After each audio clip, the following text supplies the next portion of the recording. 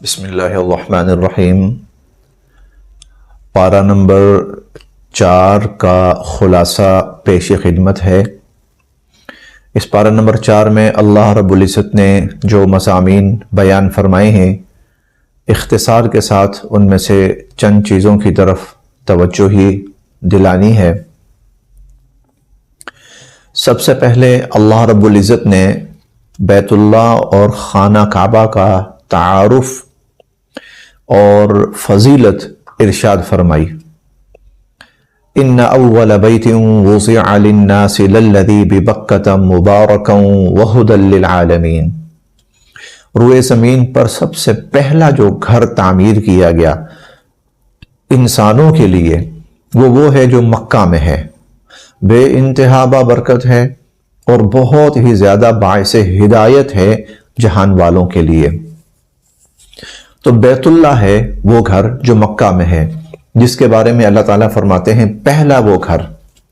اب سوال یہ ہے کہ پہلے سے مراد عبادت کے لیے پہلا ہے یا تعمیر کے لیے، رہائش کے لیے پہلا ہے؟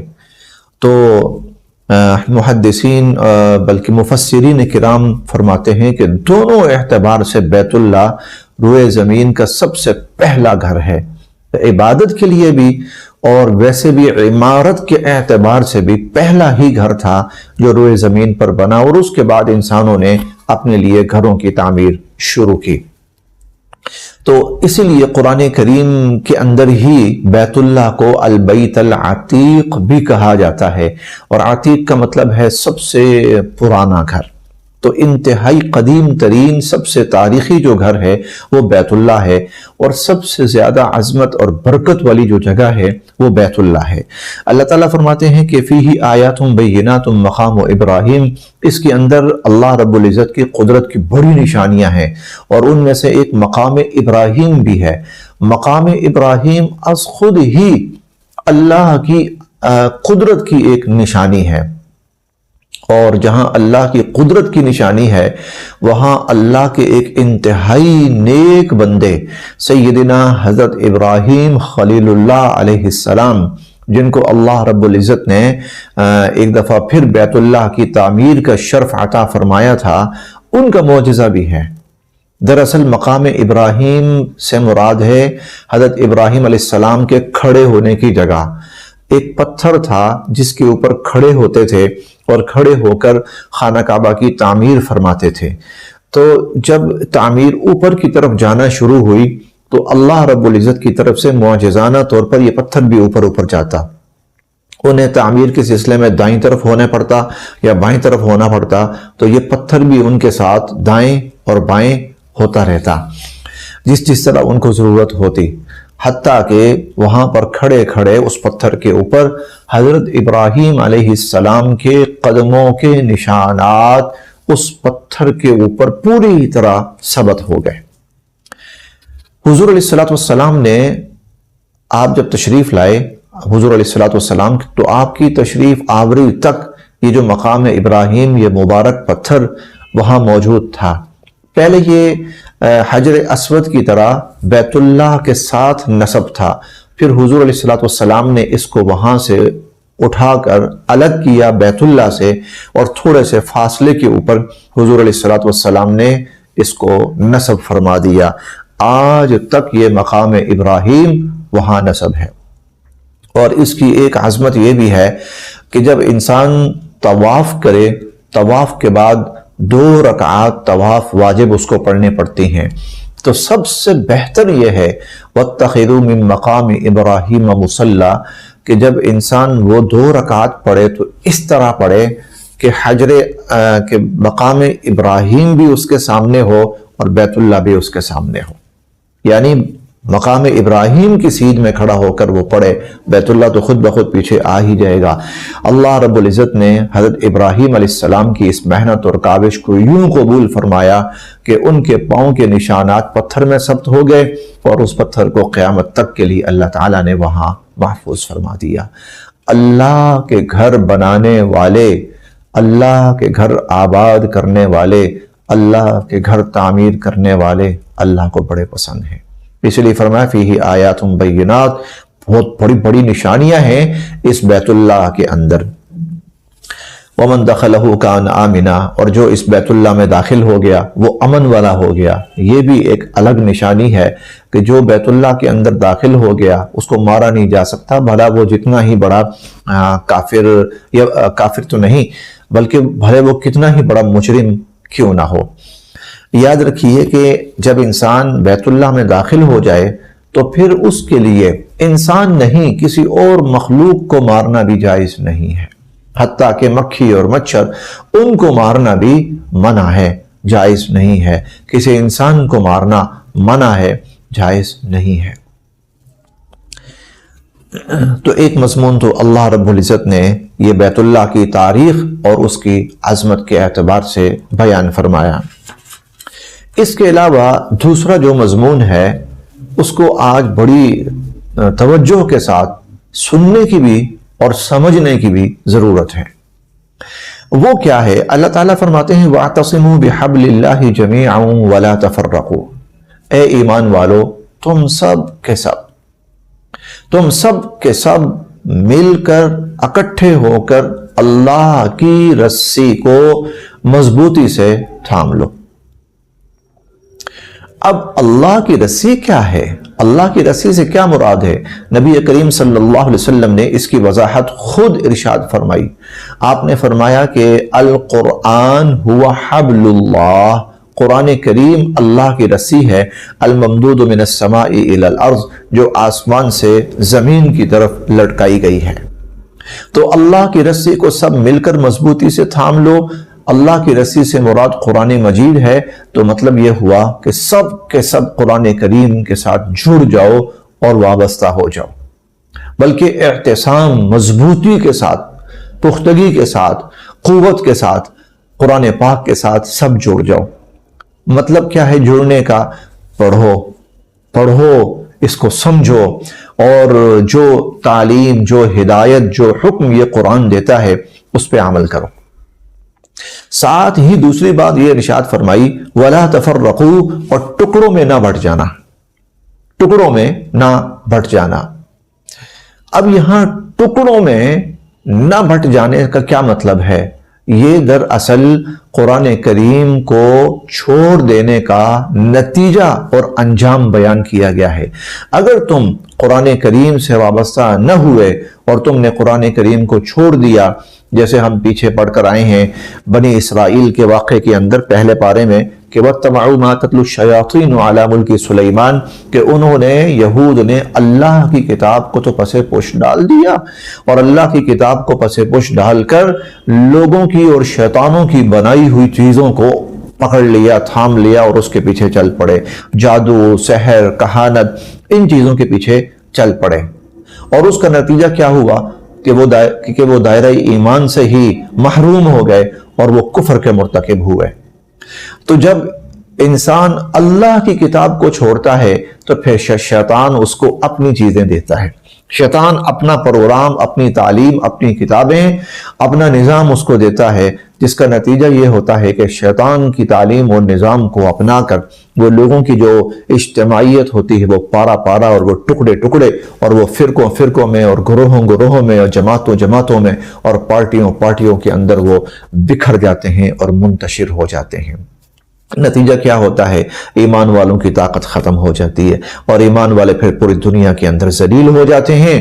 آج اگر اجتماعی طور پر امت مسلمہ کو دیکھا جائے تو قرآن چھوڑنے کے نتیجے میں وہ فرقوں میں بٹ گئے، ٹکڑوں میں بٹ گئے، اور جماعتوں میں، پارٹیوں میں بٹ گئے، اور ہر ایک الگ اپنا جھنڈا اٹھائے ہوئے ہے۔ نتیجہ کیا ہوا؟ امت مسلمہ کی طاقت پارا پارا ہو گئی، اور دنیا کے اندر امت مسلمہ ایک بے انتہا ناگفتگی صورتحال سے دوچار ہے۔ تو اللہ رب العزت نے اس کا علاج بتایا، وَاعْتَصِمُوا بِحَبْلِ اللَّهِ جَمِيعًا، سب کے سب اللہ کی رسی کو مضبوطی سے تھام لو۔ اب یہاں میں ایک حدیث مبارکہ بھی ضرور بیان کیے دیتا ہوں کہ حضور علیہ السلام نے ایک موقع پہ فرمایا کہ مَن يَعِشْ مِنْكُمْ بَعْدِي فَسَيَرَىٰ اخْتِلَافًا كَثِيرًا، تم میں سے جو میرے بعد زندہ رہا تو وہ بڑا اختلاف دیکھے گا، اختلافاً کثیرا۔ وہ بہت اختلاف دیکھے گا۔ سیدنا حضرت علی المرتضیٰ رضی اللہ تعالی عنہ تشریف فرما تھے جب حضور علیہ السلام یہ بات ارشاد فرما رہے تھے، تو کہنے لگے کہ اللہ کے نبی، اگر ہم اس طرح اختلاف کا شکار ہو گئے اور ہم ٹکڑوں میں بٹنے لگے اور ہماری طاقت تباہ ہونے لگی تو پھر ہمارے پاس اس کا حل کیا ہے؟ حل کیا ہے اس کا؟ ہم کیسے اس اختلاف سے بچ سکیں؟ حضور علیہ السلام نے فرمایا کتاب اللہ، اللہ کی کتاب، فیہ خبر من قبلکم وحکم ما بعدکم، اس میں تم سے پہلے والوں کے حالات بھی ہیں اور تم سے بعد والوں کے حالات بھی ہیں، اور جو موجودہ حالت ہوگی اس کا حل اور اس کا طریقہ بھی اس کے اندر ہوگا۔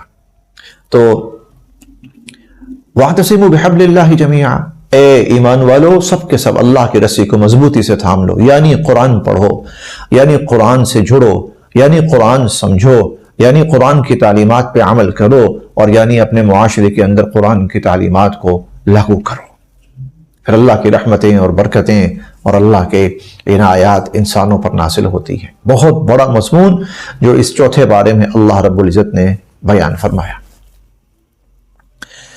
اسی طرح اس چوتھے پارے میں ایک بڑا مضمون وہ ہے اس امت کی عظمت اور فضیلت۔ امت سے مراد جو لوگ نبی کریم صلی اللہ علیہ وسلم پر ایمان لائے، سیدنا حضرت ابو بکر صدیق رضی اللہ تعالی عنہ پہلے فرد ہیں، ان سے لے کر قیامت تک جتنے لوگ حضور علیہ السلام پر ایمان لائیں گے، آپ کو اللہ کا نبی اور رسول اور آخری نبی اور رسول تسلیم کریں گے، وہ سب کے سب ایک امت ہیں۔ اللہ تعالیٰ اس بارے میں فرماتے ہیں کنتم خیر امہ، جتنی امتیں پہلے آئی ہیں، جیسے حضرت موسیٰ علیہ السلام کی امت تھی جو ان پر ایمان لائی، حضرت عیسیٰ علیہ السلام کی امت جو ان پر ایمان لائی، حضرت ابراہیم علیہ السلام کی امت جو ان پر ایمان لائی، حضرت نوح علیہ السلام کی امت جو ان پر ایمان لائی۔ اللہ تعالیٰ فرماتے ہیں ان سب میں سے تم سب سے بہتر ہو، سب سے افضل، سب سے اعلیٰ اور سب سے برتر تم ہو۔ سوال یہ ہے کس بنیاد پر؟ کیوں؟ بہتری آیا مشروط ہے یا غیر مشروط ہے؟ یعنی ہم کچھ کریں نہ کریں ہم بہتر ہیں، یا کوئی ایسے اعمال ہیں کرنے کے جو ہم کریں گے تو ہم بہتر ہیں اور نہیں کریں گے تو پھر ہم بہتر نہیں ہیں؟ تو اللہ تعالیٰ فرماتے ہیں نہیں، تمہاری بہتری مشروط ہے، یعنی تم نے کچھ کام کرنے ہیں، جب تم وہ کام کرو گے تو جتنی امتیں دنیا میں گزری ہیں ان میں سے سب سے بہتر تم بن جاؤ گے۔ وہ کون سے کام ہیں؟ اخرجت للناس، اور وہ یہ ہے کہ انسانیت تک ہر نفع، خیر اور بھلائی پہنچانے کی کوشش کرنا۔ اخرجت للناس، انسانیت تک ہر بھلائی، خیر اور دنیا اور آخرت کی ہر کامیابی کا راستہ ان تک پہنچانا اور ان کو دکھانا، کیونکہ اس امت کو اللہ نے بتا بھی دیا اور دکھا بھی دیا۔ تأمرون بالمعروف، امر بالمعروف کرنا ہے، وتنہون عن المنکر، نہی عن المنکر کرنا ہے، وتؤمنون باللہ، اللہ پر ایمان رکھنا ہے۔ یہاں اس خیر اور بہتری کی 4 بنیادیں بتائی گئیں۔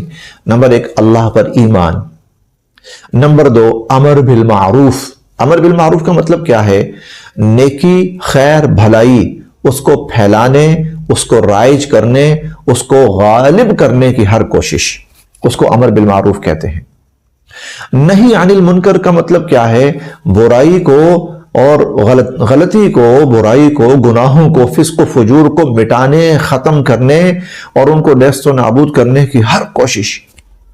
خیر غالب آ جائے، امر بالمعروف، اور شر اور برائی اور کفر مغلوب ہو جائے، نہی عن المنکر۔ یہ اس امت کی اجتماعی ذمہ داری ہے، انفرادی نہیں، کیونکہ کنتم خیر امہ، پوری امت کو فرمایا گیا کہ تم سب سے بہترین ہو۔ اخرجت للناس، کہ تمہیں لوگوں کے نفع رسانی کے لیے اللہ رب العزت نے دنیا میں بھیجا ہے۔ اب اس نفع رسانی میں سے سب سے بڑا نفع کیا ہے؟ تؤمنون باللہ، کہ تم اللہ پر ایمان لاتے ہو اور تم لوگوں کو بھی اللہ پر ایمان لانے کی دعوت دو کہ وہ بھی لوگ اللہ پر ایمان لائیں۔ اور نہی عن المنکر، کہ یعنی جو برائی ہے، گناہ ہے، کفر ہے، کوئی بھی ایسی چیز جو اللہ کو پسند نہیں ہے وہ منکر ہے، جس سے اللہ نے روکا ہے اور اللہ کے نبی نے روکا ہے وہ منکر ہے، اس سے تم خود بھی رکو اور لوگوں کو بھی اس سے روکو۔ ہم انشاءاللہ آگے پڑھیں گے 9ویں پارے کے اندر جن لوگوں نے برائی سے اور منکر سے لوگوں کو روکا، اللہ رب العزت نے ان کے ساتھ کیا خیر اور بھلائی کا معاملہ فرمایا۔ تو ایک بڑا مضمون، یہ امت سب سے بہتر ہے اور اس کا سب سے بڑا مقصد کیا ہے کہ یہ انسانیت کی نفع اور خیر اور بھلائی کی راہ پہ چلے، خود بھی اللہ پر ایمان لائے اور کو بھی ایمان کی دعوت دے، امر بالمعروف نہی عن المنکر۔ اسی طرح اس پارہ نمبر 4 کے مضامین میں سے ایک بہت بڑا مضمون ہے اور یہ بہت تفصیلی بیان کیا گیا ہے اور اس میں ہمارے لیے تو بہت ہی بڑے اسباق ہیں اور بہت ہی بڑی نصیحتیں ہیں۔ یہ واقعہ ہے غزوہ احد کا۔ غزوہ احد سن 3 ہجری کے اندر احد کے میدان میں، احد ایک پہاڑ کا نام ہے، حضور علیہ السلام نے اس کے بارے میں فرمایا کہ احد جبل یحبنا ونحبہ، احد ایک پہاڑ ہے، وہ ہم سے محبت کرتا ہے اور ہم اس سے محبت کرتے ہیں۔ اس کے دامن کے اندر یہ لڑائی لڑی گئی مشرکین کے ساتھ۔ تو مشرکین حضور علیہ السلام مکہ پر حملہ آور ہونے کے لیے، مدینہ کے اوپر حملہ آور ہونے کے لیے مشرکین آئے اور احد کے مقام پر لڑائی ہوئی۔ بڑی ہی توجہ طلب چند چیزیں ہیں۔ حضور علیہ السلام نے صحابہ کرام کو مختلف جگہوں پر مقرر فرمایا، اور جیسا کہ اللہ تعالیٰ قرآن کریم میں فرماتے ہیں کہ تبوئ المؤمنین مقاعد للقتال، کہ آپ ایمان والوں کو جنگی مورچوں کے اوپر بٹھا رہے تھے، قائم کر رہے تھے، ان کی ذمہ داریاں لگا رہے تھے کہ یہ طبقہ یہاں پہ ہوگا، یہ یہاں پہ ہوگا، یہ یہاں پہ ہوگا، یہ یہاں پہ ہوگا۔ چنانچہ حضور علیہ السلام نے بڑی خوبصورت، بڑی بہترین، بڑی منظم ترتیب قائم فرمائی، اور یہ ایسی ترتیب تھی کہ اس کے ساتھ مسلمان اگر لڑیں گے اللہ کی مدد تو ہوگی ہی ہوگی، اور اسباب کے درجے میں اگر یہ طریقہ، یہ ترتیب اختیار ہوگی تو فتح ملے گی۔ اس میں سے سب سے اہم جو رول تھا اور کردار تھا، حضور علیہ السلام نے 50 تیر اندازوں کا ایک دستہ مقرر فرمایا، اور ایک پہاڑی تھی تو اس پہاڑی کے اوپر حضور صلی اللہ علیہ وسلم نے ان کو متعین فرمایا۔ یہ 50 تیر اندازوں کا دستہ، ایک گروپ ایک، اور اسے کہا کہ کچھ بھی ہو جائے یہاں سے نہیں ہلنا، تم ہمیں دیکھو ہم لڑ رہے ہیں یا ہمیں فتح ہو رہی ہے، شکست ہو رہی ہے، تم نے یہاں سے نہیں ہلنا جب تک کہ میں تمہیں نہ بلاؤں۔ لڑائی شروع ہوئی۔ جب لڑائی شروع ہوئی تو اللہ رب العزت نے مسلمانوں کی مدد فرمائی، اور مسلمانوں نے بڑے جوش و جذبے کے ساتھ اور بڑی بہادری کے ساتھ مقابلہ کیا، اور جلد ہی مسلمانوں کو فتح حاصل ہو گئی، اور کفار میدان چھوڑ کر تقریباً بھاگ چکے۔ ایک طرح سے فتح مل گئی مسلمانوں کو۔ اب وہ جو پہاڑی کے اوپر 50 تیر انداز مقرر تھے، تو ان میں سے اکثر کہنے لگے کہ بھائی اب ہمیں یہاں سے اتر جانا چاہیے، کیونکہ لڑائی ختم ہو گئی ہے، اب یہاں ہمارے رکنے کا فائدہ کوئی نہیں ہے، لہذا ہمیں یہاں سے اتر جانا چاہیے، نیچے جائیں، کوئی اور کام ہے، ہو سکتا ہے کہ زخمیوں کو، کوئی زخمی ہو ان کو اکٹھا کرنا ہو، مال غنیمت ہو اس کو سمیٹنا ہو، بتھیرے کام ہوں گے، تو یہاں کھڑے ہونے کا فائدہ کوئی نہیں، لڑائی ختم ہو گئی۔ لیکن جو اس دستے کے امیر تھے، جو گروپ لیڈر تھے، وہ کہنے لگے کہ نہیں، حضور علیہ السلام نے فرمایا تھا کہ جب تک میں نہ بلاؤں تم نے نہیں آنا، تو بھائی جب تک حضور نہیں بلائیں گے ہم تو نہیں جائیں گے۔ باقی کہنے لگے کہ بھائی حضور علیہ السلام کے کہنے کا مقصد یہ تھا کہ جب تک لڑائی ہو رہی ہے تب تک، اب لڑائی تو ختم ہو گئی ہے نا، تو اب کام اگر ہے بھی ہے تو نیچے ہے، لہٰذا ہمیں نیچے چلنا چاہیے۔ یہ حضرات اس جگہ کو چھوڑ کے نیچے آئے، گروپ لیڈر اور ان کے ساتھ 6-7 افراد، انہوں نے کہا نہیں ہم نہیں جائیں گے، جب تک حضور نہیں بلاتے ہم نہیں جائیں گے۔ باقی 42 یا 43 افراد وہ جگہ چھوڑ کر نیچے آ گئے۔ جب یہ لوگ نیچے آ گئے، اوپر 6-7 افراد رہ گئے، خالد بن ولید، حضرت خالد بن ولید رضی اللہ تعالیٰ عنہ، جو ابھی تک مسلمان نہیں ہوئے تھے، وہ بھی کفار کے ساتھ آئے تھے لڑائی کرنے، اور اب شکست کھا کر وہ بھی بھاگ کر جا رہے تھے۔ جب وہ اس ٹیلے کے پیچھے سے جا رہے تھے تو ان کی نظر پڑی کہ بڑی اہم جگہ اور مسلمانوں نے چھوڑ دی، اب بھی اگر میں کسی طرح یہاں سے حملہ کروں اور یہ جو چند افراد ہیں اگر میں ان کو یہاں سے ختم کر دوں تو میں مسلمانوں کے پیچھے سے جا کر ان کو بڑا نقصان اب بھی پہنچا سکتا ہوں۔ چنانچہ حضرت خالد بن ولید نے ساتھیوں سے مشورہ کیا اور مشورہ کر کے فوراً اس ٹیلے کے پیچھے سے حملہ آور ہوئے۔ جو چند افراد وہاں موجود تھے 7-8، انہوں نے مقابلہ کرنے کی کوشش کی، تعداد کم تھی، لڑتے ہوئے شہید ہو گئے۔ حضرت خالد بن ولید رضی اللہ تعالی عنہ اب یہاں سے پھر نیچے آئے، مسلمان بے خبر اور یہ سوچ کر کہ لڑائی ختم ہو چکی ہے، یا تو مال غنیمت سمیٹ رہے ہیں، یا شہداء ہیں ان کو دیکھ رہے ہیں، یا جو زخمی ہیں ان کو دیکھ رہے ہیں، یکدم پیچھے سے عقب سے حملہ کیا حضرت خالد بن ولید رضی اللہ تعالی عنہ نے۔ اچھا، جب حملہ ہوا تو ایک دفعہ پھر وہ میدان سج گیا۔ اس وقت جب یہ اچانک افتاد پڑی اور حملہ ہوا تو صحابہ کرام ذہنی طور پر چونکہ وہ تو سمجھ رہے تھے کہ ہم جیت چکے ہیں، فتح ہو چکی ہے، دشمن بھاگ چکا ہے، ایک دم گھبرا گئے۔ اور اس طرح گھبرائے، بلکہ ہوا اس طرح کہ ان پہ حملہ ہوتے دیکھ کر کفار جو پلٹ چکے تھے، جا چکے تھے، ان کے بھی کچھ بہت سارے لوگ واپس پلٹے کہ شاید کوئی اور مڈ بھی شروع ہو گئی ہے۔ اب ادھر سے خالد بن ولید، ادھر سے بقیہ کفار، تو مسلمان جو تھے وہ گھبرا اٹھے اور اس گھبراہٹ میں مسلمانوں کے قدم ڈگمگا گئے۔ ایسا بھی ہوا کہ کئی صحابہ کرام اس وقت یوں سمجھے کہ جان چھوڑ کر جہاں جس کا منہ اٹھا وہ چل پڑے۔ پھر ایک افواہ مشہور ہوئی، افواہ یہ مشہور ہوئی کہ حضور صلی اللہ علیہ وسلم شہید ہو گئے۔ کفار نے یہ افواہ پھیلائی کہ ہم نے حضور علیہ السلام کو شہید کر دیا۔ ہوا یہ تھا کہ انہوں نے حملہ کیا اور اس حملے میں حضور علیہ السلام کافی زخمی ہو گئے۔ آپ چونکہ زخمی ہو کے گرے تو گرنے سے کفار کو یہ لگا کہ لے بھی حضور علیہ السلام بھی شہید ہو گئے ہیں، آپ بھی دنیا میں نہیں رہے۔ انہوں نے فتح کا اعلان کیا کہ حضور علیہ السلام کو بھی ہم نے علیہ باللہ شہید کر دیا۔ یہ سوچ کر تو مسلمانوں کی رہی صحیح ہمت بھی ختم ہو گئی اور مسلمانوں نے ایک طرح سے ہتھیار ڈال دیے، ہتھیار نہیں ڈال دیے، ہمت ہی ختم ہو گئی مسلمانوں کی، اور حوصلہ ہی ٹوٹ گیا ایک دم کہ حضور چلے گئے تو اس کے بعد کیا ہے، اب اگر کوئی ہمیں مارتا ہے تو مار دے۔ کچھ وقت تک کفار یوں میدان میں رہے غالب، اور مسلمانوں پہ انہیں حملے کیے۔ حضور علیہ السلام کھڑے ہو گئے، کھڑے ہو کر آپ نے پھر اعلان فرمایا اور ارد جو صحابہ تھے ان سے کہا، اعلان کرو بھائی میں حیات ہوں، میں زندہ ہوں، میں موجود ہوں، میں زندہ ہوں۔ یہ جب آواز اٹھی ہے کہ حضور علیہ السلام حیات ہیں اور آپ کی آواز بھی صحابہ تک پہنچی تو یکدم ایک کرنٹ توڑا صحابہ کے اندر، او حضور ہیں۔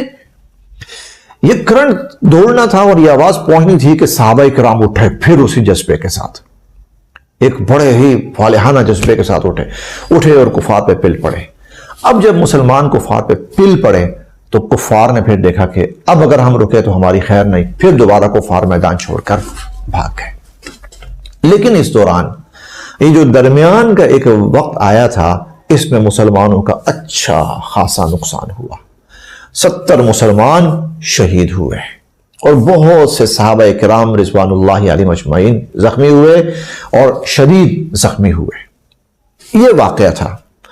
اب یہاں یہ ہوا کہ فتح کسی کو نہیں ملی اور نقصان دونوں طرف کا بہت ہوا، مسلمانوں کا بھی نقصان ہو گیا اور کفار کا تو پہلے ہی بہت نقصان ہو چکا تھا، کفار کا بھی نقصان ہوا۔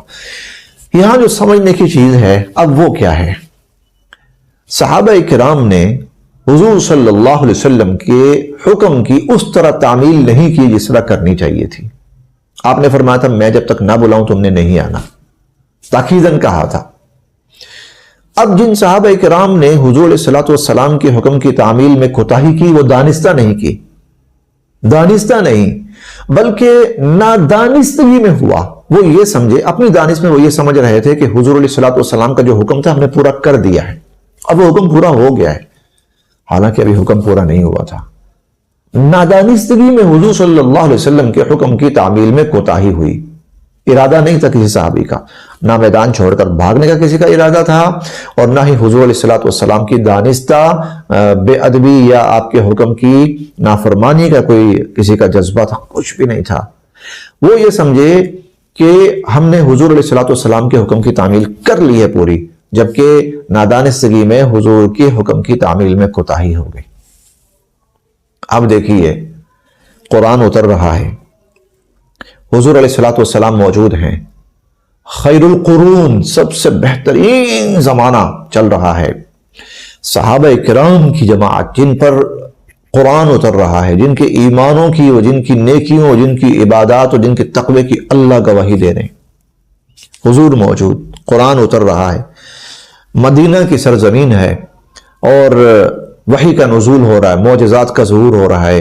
حضور علیہ السلام کا ایک حکم، اس کی تعمیل میں نادانستہ کوتاہی ہوئی، اللہ کی رحمت اور مدد واپس چلی گئی۔ مسلمان نفع حاصل کرتے کرتے، فتح حاصل کرتے کرتے شدید نقصان سے دوچار ہو گئے۔ یہ ہے سبق سب سے بڑا۔ اسی لیے اللہ تعالیٰ اس واقعے کو بیان کرتے ہوئے فرماتے ہیں، یہ بڑی عجیب آیت ہے، پڑھیے، سنیے، بلکہ اللہ تعالیٰ فرماتے ہیں وَلَقَدْ صَدَقَكُمُ اللَّهُ وَعْدَهُ، اللہ تو اپنا وعدہ سچ ثابت کر چکے، اِذْ تَحُسُّونَهُمْ بِإِذْنِهِ، جب تم ان کفار کا قتل عام کر رہے تھے اللہ کے اذن، اللہ کے حکم سے اور اللہ کی مدد سے، حَتَّى إِذَا فَشِلْتُمْ، یہاں تک کہ تمہارے اندر کچھ تھوڑی سی بزدلی سی آ گئی، کمزوری آ گئی، وَتَنَازَعْتُمْ فِي الْأَمْرِ، اور ایک معاملے میں تم نے آپس میں اختلاف کیا، وہ ٹیلے پر جو 50 افراد تھے ان کے درمیان اختلاف ہو گیا، یہاں رکیں، نہیں چلیں، وَتَنَازَعْتُمْ فِي الْأَمْرِ، اگلا جملہ سنیے، اور وَعَصَيْتُمْ، اور تم نے حضور صلی اللہ علیہ وسلم کے حکم کی تعمیل میں کوتاہی کی، مِن بَعْدِ مَا أَرَاكُمْ مَا تُحِبُّونَ، حالانکہ اللہ تعالیٰ تمہیں تمہاری پسندیدہ چیز یعنی فتح تمہیں دکھا چکے تھے، اللہ تعالیٰ تمہاری پسندیدہ چیز فتح تمہیں دکھا چکے تھے، من بعد ما اراکم ما تحبون۔ اب بہرحال ان لوگوں سے غلطی تو ہوئی، کوتاہی تو ہوئی، لیکن چونکہ یہ دانستہ نہیں تھی، نادانستہ تھی، ارادتاً نہیں تھی، اس لیے اللہ رب العزت نے فرمایا وَلَقَدْ عَفَا عَنْكُمْ، اللہ تعالیٰ نے تمہیں معاف کر دیا، اور بلکہ آگے اللہ تعالیٰ نے یہ بھی فرمایا کہ وَلَقَدْ عَفَا اللَّهُ عَنْهُمْ، اللہ تعالیٰ نے ان کو معاف فرما دیا، إِنَّ اللَّهَ غَفُورٌ حَلِيمٌ، بے شک اللہ تعالیٰ بخشنے والے ہیں، بڑے متحمل مزاج ہیں۔ اسی طرح اس پارہ نمبر 4 کے مضامین میں سے ایک مضمون یہ بھی ہے کہ اللہ رب العزت نے عموماً مطلقاً شہداء کا اور خصوصاً شہداء احد کا مقام اور مرتبہ بیان فرمایا۔ وہ اس طرح کے مسلمان اس میں چونکہ شہید ہوئے، اور جو مسلمان شہید ہوئے ان کے اہل خانہ بڑے پریشان رہتے تھے، غمزدہ رہتے تھے، اور بعض صحابہ کرام ایسے بھی تھے کہ جن کا کفار نے مسلح کر دیا تھا، یعنی ان کی لاش کے ٹکڑے ٹکڑے کر دیے تھے، تو مسلمان ان شہداء کے بارے میں بڑے غمزدہ رہتے تھے۔ تو ان شہداء نے اللہ رب العزت سے گزارش کی، یا باری تعالیٰ ہم تو بڑے امن میں ہیں، سکون میں ہیں، خوشی میں ہیں، راحت میں ہیں، لیکن ہمارے اہل خانہ پیچھے پریشان ہیں، تو ہم چاہتے ہیں کہ اگر کسی طرح ان کو تسلی ہو جائے، وہ ہماری طرف سے مطمئن ہو جائیں کہ ہم بڑے اچھے حالوں میں ہیں۔ تو اللہ رب العزت نے ان کی تسلی کے لیے بھی، اور جو دنیا میں مسلمان غمزدہ تھے ان کی تسلی کے لیے بھی اس بارے میں ایک عجیب مضمون نازل فرمایا۔ فرمایا وَلَا تَحْسَبَنَّ الَّذِينَ قُتِلُوا فِي سَبِيلِ اللَّهِ أَمْوَاتًا، جو لوگ اللہ کے راہ میں شہید کیے گئے ہیں، زبان سے کہنا تو درکنار، اپنے خیال اور تصور میں بھی ان کو مردہ نہ سمجھو، بل احیاء عند ربهم يرزقون، بلکہ وہ تو زندہ ہیں اور وہ اپنے رب کے ہاں رزق پا رہے ہیں، کھا پی رہے ہیں۔ فرحین بما آتاہم اللہ من فضلی، اللہ نے ان کو اپنی فضل سے جو کچھ عنایت کیا ہے وہ اس پر بڑے خوش ہیں۔ وَيَسْتَبْشِرُونَ بِالَّذِينَ لَمْ يَلْحَقُوا بِهِمْ مِنْ خَلْفِهِمْ أَلَّا خَوْفٌ عَلَيْهِمْ وَلَا هُمْ يَحْزَنُونَ، اور بلکہ وہ تو یہ چاہتے ہیں کہ جو ایمان والے دنیا میں ہیں یہ بھی ایمان پر قائم رہیں، نیک اعمال پر قائم رہیں، اعمال صالحہ کرتے رہیں۔ تو اگر یہ اس حالت میں دنیا سے گئے کہ یہ ایمان اور اعمال صالحہ میں سے ہوں گے تو لا خوف علیہم ولا هم یحزنون، تو یہ بھی ہر قسم کے ڈر اور خوف سے محفوظ ہوں گے۔ فرحین بما آتاہم اللہ من فضلہ ویستبشرون بالذین لم یلحقوا بہم من خلفہم، تو اللہ رب العزت نے ان دنیا والوں کو بتایا وہ تو بڑے خوش ہیں، اللہ ان کو رزق دے رہے ہیں اور وہ اللہ کے رزق سے فیض یاب ہو رہے ہیں۔ بلکہ ایک حدیث مبارکہ میں حضور صلی اللہ علیہ وسلم نے اس کی مزید تفصیل ارشاد فرمائی، اور آپ نے فرمایا کہ جو شہداء احد تھے وہ خصوصاً اور عموماً جو بھی شہداء ہوتے ہیں جب دنیا سے وہ شہید ہو جاتے ہیں تو اللہ پاک ان کی جو روحیں ہیں ان کی روحوں کو سبز رنگ کے پرندوں میں منتقل فرما دیتے ہیں، اور وہ پرندے جنت میں اڑتے رہتے ہیں، جنت کے محلات، جنت کے باغات، جنت کی نہریں، وہ اڑتے رہتے ہیں، کھاتے پیتے رہتے ہیں، اور یہ جو جنتی ہیں ان کی ارواحیں جنت کی نعمتوں اور جنت کے نظاروں سے مستفید ہوتی رہتی ہیں اور خوش ہوتی رہتی ہیں۔ اور پھر جب وہ پرندے تھک جاتے ہیں یا ان کی ارواح اگر وہ تھکاوٹ یا آرام محسوس کریں تو اللہ کے عرش کے نیچے کچھ قندیلیں لٹک رہی ہیں، تو پھر یہ جو روحیں ہوتی ہیں یہ اللہ کے عرش کے نیچے ان قندیلوں میں آ کر آرام فرما ہو جاتی ہیں۔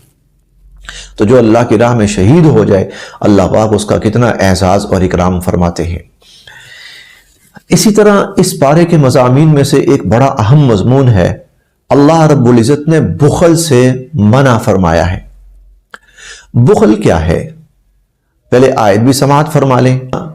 وَلَا يَحْسَبَنَّ الَّذِينَ يَبْخَلُونَ بِمَا آتَاهُمُ اللَّهُ مِنْ فَضْلِهِ هُوَ خَيْرًا لَهُمْ بَلْ هُوَ شَرٌّ لَهُمْ، جو لوگ بخل کر رہے ہیں اور بخل بھی اس میں کر رہے ہیں جو ان کو اللہ نے دیا ہے اپنے فضل سے، تو یہ نہ سمجھے کہ بخل کر کے چار پیسے جو بچا رہے ہیں تو یہ ان کے حق میں کوئی بہتر ہے، بل هو شر لهم، بلکہ یہ ان کے حق میں بہت برا ہے۔ سیطوقون ما بخلوا به یوم القیامہ، قیامت والے دن ان کا جو بخل ہے وہ طوق بنا کر ان کی گردنوں میں ڈالا جائے گا۔ وَلِلَّهِ مِيرَاثُ السَّمَاوَاتِ وَالْأَرْضِ، آسمان و زمینوں کا وارث اور مالک تو اللہ ہے۔ بخل کی مذمت بیان کی گئی۔ بخل کسے کہتے ہیں؟ شرعاً، شرعی اصطلاح میں بخل کہتے ہیں جن جگہوں پر اللہ رب العزت نے یا اللہ کے رسول صلی اللہ علیہ وسلم نے مال خرچ کرنے کا حکم دیا ہے وہاں مال خرچ کرنے سے بخل کرنا اور مال خرچ نہ کرنا، جیسے زکوٰۃ ہے، جیسے صدقۃ الفطر ہے، جیسے قربانی ہے، جیسے حج فرض ہو جائے تو حج ہے۔ یہ جو ہے اس طرح کی جو چیزیں جن کا اللہ نے حکم دیا مال خرچ کرو، جو ان جگہوں پر مال خرچ نہیں کرتا اسے کہا جاتا ہے بخل۔ اب اللہ تعالیٰ یہاں پر فرما رہے ہیں کہ جو بخل کر رہے ہیں وہ یہ نہ سمجھے کہ وہ بڑا اچھا کر رہے ہیں، اتنا مال بچا لیا ہزاروں کی تعداد میں یا لاکھوں کی تعداد میں۔ سیطوقون ما بخلوا به یوم القیامہ، قیامت والے دن ان کا بخل کر کے بچایا ہوا مال طوق بنا کر ان کی گردنوں میں ڈالا جائے گا۔ اللہ تعالیٰ نے قرآن کریم میں کئی جگہوں پر زکوٰۃ ادا نہ کرنے والے جو ہیں ان کی سزا بیان فرمائی ہے۔ اللہ تعالیٰ نے قرآن کریم میں اور حضور علیہ الصلوۃ نے حدیث مبارکہ میں اختصار کے ساتھ ایک دو مثالیں آپ کے سامنے عرض کرتا ہوں۔ حضور علیہ الصلوۃ فرماتے ہیں کہ جس شخص کے پاس مال تھا اور اس مال کی زکوٰۃ اس پر فرض تھی اور اس نے ادا نہیں کی، قیامت والے دن اس کا وہ مال ایک کالے سیاہ سانپ کی شکل میں تبدیل کر دیا جائے گا، اور وہ سانپ اس درجے زہریلا ہوگا، اس درجے زہریلا ہوگا کہ اس کے زہر کی وجہ سے اس کے اپنے سارے بال جھڑ چکے ہوں گے، اور آپ نے فرمایا کہ اس کا زہر اس درجے خطرناک ہوگا کہ اس کے زہر نے اس سانپ کو اندھا کر دیا ہوگا، تو وہ اللہ پاک اس شخص کے جس نے زکوٰۃ ادا نہیں کی مال کی، اللہ پاک اس کی گردن کے ارد گرد اس سانپ کو لپیٹیں گے، اور وہ سانپ جو ہے اس کی گردن کے ارد گرد لپٹ کر اس کی دونوں باچھیں چیرے گا، یشد حذقیہ، اس کی دونوں باچھیں چیرے گا اور کہے گا انا مالک انا کنزک، میں ہوں تیرا مال اور میں ہوں تیرا خزانہ۔ جس نے سونے چاندی کی زکوٰۃ ادا نہیں کی، سونا چاندی بھی ہوتا ہے لوگوں کے پاس، اس پہ زکوٰۃ فرض ہے، تو حضور علیہ الصلوۃ والسلام بلکہ اللہ تعالیٰ قرآن کریم میں فرماتے ہیں کہ والذین یکنزون الذهب والفضة ولا ينفقونها فی سبیل اللہ، کہ جو لوگ سونا چاندی جمع تو کرتے ہیں لیکن پھر ان کی زکوٰۃ ادا نہیں کرتے، فبشرہم بعذاب علیم، ان کو دردناک عذاب کی بشارت سنائیے، یوم یحمى علیہا فی نار جہنم، قیامت والے دن جو ان کا سونا چاندی ہے وہ جہنم کی آگ میں تپایا جائے گا، دہکایا جائے گا، اور فَتُقْوَى بِهَا جِبَاهُهُمْ وَجُنُوبُهُمْ وَظُهُورُهُمْ، اور اس آگ سے تپا ہوا سونا اور چاندی، اس سے ان کی پیشانی، ان کے پہلو اور ان کی کمریں داغی جائیں گی، اور کہا جائے گا هَذَا مَا كَنَزْتُمْ لِأَنفُسِكُمْ، یہ تھا نا تمہارا مال جس کو جمع کر کے رکھتے تھے، فَذُوقُوا مَا كُنْتُمْ تَكْنِزُونَ، تو اب جو تم نے جمع کر کے رکھا ہے نا اس کا وبال چکھو، اس کی سزا چکھو۔ اور جس کے پاس جانور تھے اور اس نے جانوروں کی زکوٰۃ ادا نہیں کی، تو حضور علیہ الصلوۃ والسلام فرماتے ہیں قیامت کے دن اللہ ان جانوروں کو زندہ فرمائیں گے اور اس انسان کو لٹا دیں گے، اور وہ جانور اس انسان کے اوپر سے گزریں گے، اس کو روند اور اس کو کچلے ہوئے اس کے اوپر سے جائیں گے، نامعلوم کتنے جانور جو اللہ رب العزت زندہ فرمائیں گے، اور انسان ان کے نیچے بار بار کچلا جائے گا۔ تو جو بخل کر رہے ہیں، زکوٰۃ ادا نہیں کر رہے، قربانی ہے نہیں دے رہے، یا اور صدقۃ الفطر وغیرہ نہیں دے رہے، اللہ فرماتے ہیں یہ نہ سمجھیں کہ 4 پیسے بچا لیے، کوئی فائدہ حاصل کر لیا ہے، بلکہ اس کا بہت بڑا نقصان ان کو بھگتنا پڑے گا۔